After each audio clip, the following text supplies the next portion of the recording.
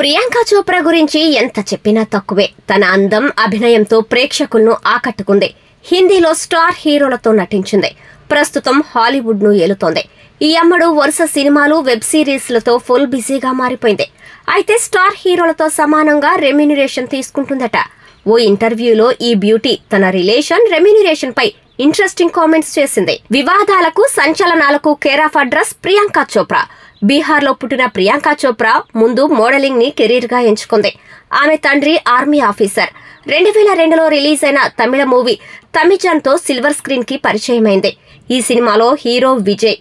ఇది super hit కావడంతో ఆమెకు బాలీవుడ్ లో ఆఫర్స్ వచ్చాయి. ఇక వెంటనే ఏమీ ఆలోచించకుండా హిందీ మూవీస్ లో నటించి అందరినీ మెప్పించింది. కెరీర్ పీక్స్ లో ఉండగా ప్రియాంక చోప్రా బాలీవుడ్ ని వీడారు. ఆమె హాలీవుడ్ కి వెళ్లిపోయారు. అక్కడ ఒక కొత్త నటిగా ఆడిషన్స్ ఇవ్వాల్సి వచ్చిందని ప్రియాంక చోప్రా చెప్పారు. హాలీవుడ్ లో సక్సెస్ అయిన ఈ బ్యూటీ ఒక ప్రాజెక్ట్ కి 14 నుండి 40 కోట్ల రెమ్యూనరేషన్ తీసుకుంటున్నారట. ఫోర్బ్స్, DNA వంటి ప్రముఖ అంతర్జాతీయ మ్యాగజైన్స్ ఈ విషయాన్ని ధృవీకరించాయి. ప్రియాంక చోప్రా సిటాడెల్ సిరీస్ లో నటించినందుకు గాను ఏకంగా 40 కోట్లు తీసుకుందట.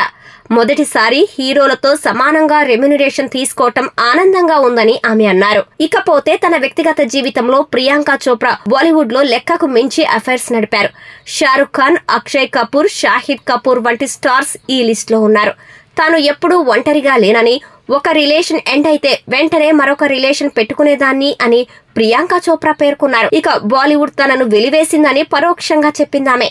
ఇక్కడ రాజకీయాలు ఎక్కువయ్యాయి. కొందరు తనకు ఆఫర్స్ రాకుండా చేశారు. వాళ్లతో తనకు గొడవలు అయ్యాయి.